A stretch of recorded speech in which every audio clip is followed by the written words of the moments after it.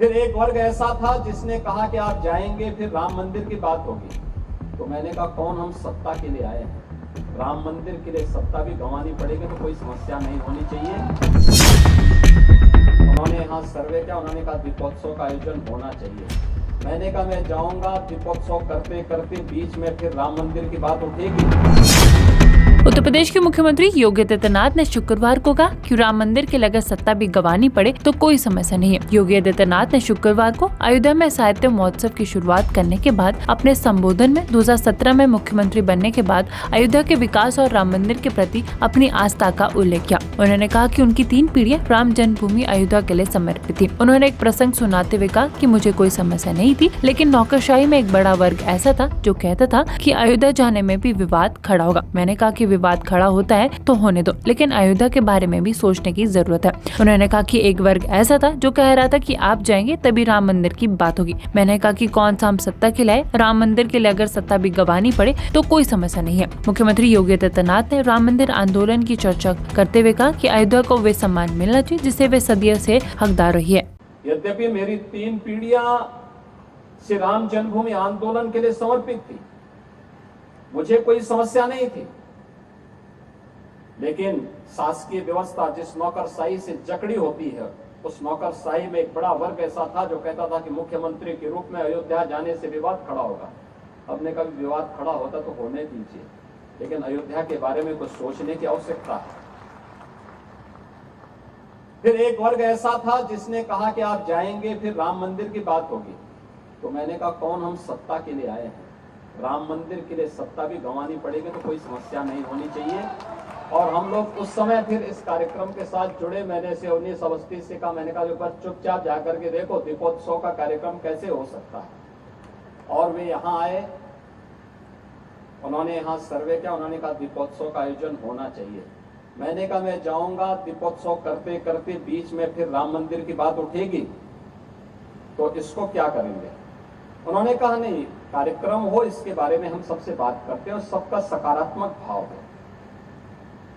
और आज आप देख रहे होंगे दीपावली के एक दिन पहले अयोध्या का दीपोत्सव अयोध्या का एक फेस्टिवल बन गया, एक पर्व बन गया है।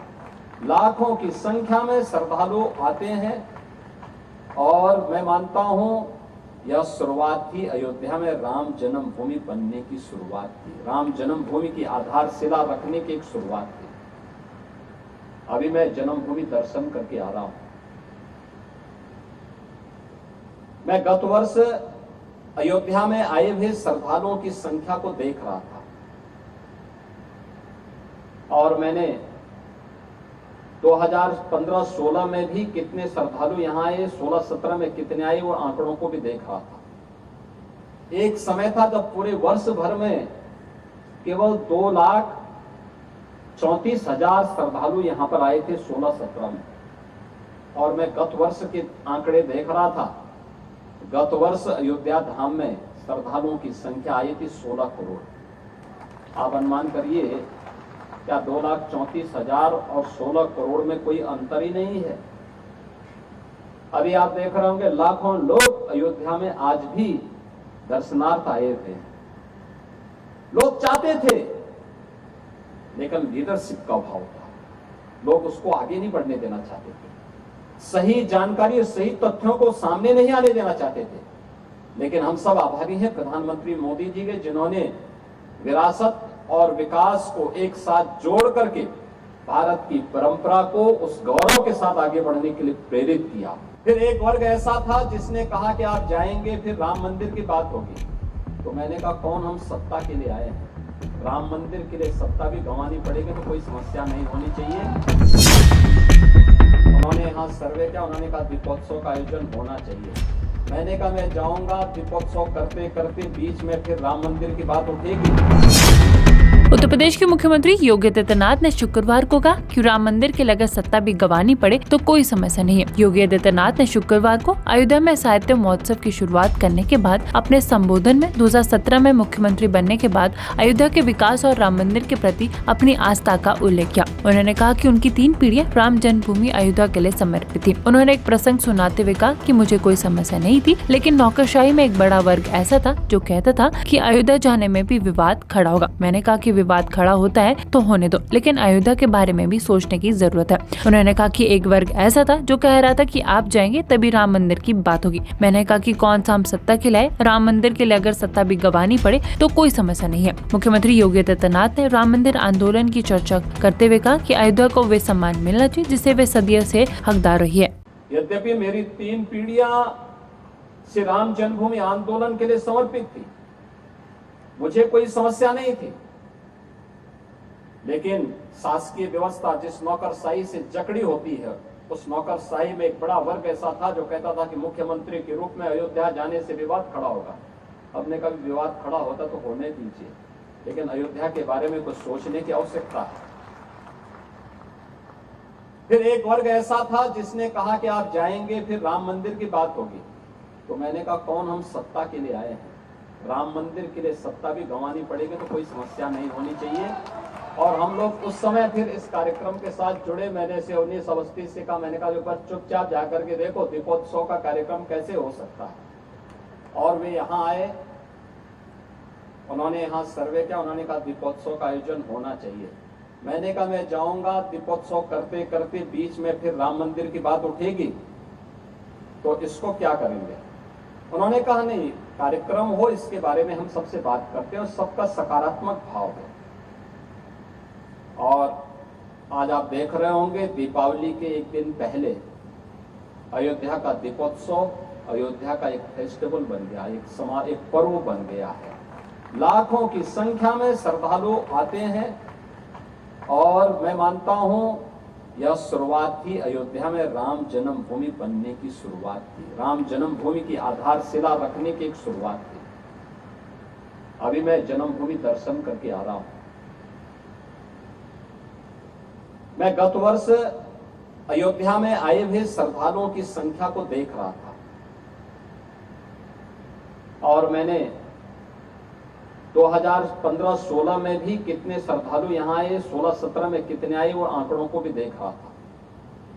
एक समय था जब पूरे वर्ष भर में केवल 2,34,000 श्रद्धालु यहाँ पर आए थे 16-17 में। और मैं गत वर्ष के आंकड़े देख रहा था, गत वर्ष अयोध्या धाम में श्रद्धालुओं की संख्या आई थी 16 करोड़। आप अनुमान करिए क्या 2,34,000 और 16 करोड़ में कोई अंतर ही नहीं है।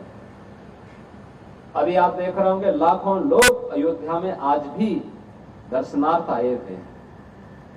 लोग चाहते थे, लेकिन लीडरशिप का अभाव था, लोग उसको आगे नहीं बढ़ने देना चाहते थे, सही जानकारी और सही तथ्यों को सामने नहीं आने देना चाहते थे। लेकिन हम सब आभारी हैं प्रधानमंत्री मोदी जी के, जिन्होंने विरासत और विकास को एक साथ जोड़ करके भारत की परंपरा को उस गौरव के साथ आगे बढ़ने के लिए प्रेरित किया। फिर एक वर्ग ऐसा था जिसने कहा कि आप जाएंगे फिर राम मंदिर की बात होगी।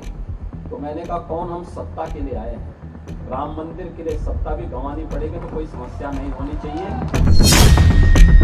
उन्होंने यहाँ सर्वे किया, उन्होंने कहा दीपोत्सव का आयोजन होना चाहिए। मैंने कहा मैं जाऊंगा, दीपोत्सव करते करते बीच में फिर राम मंदिर की बात उठेगी।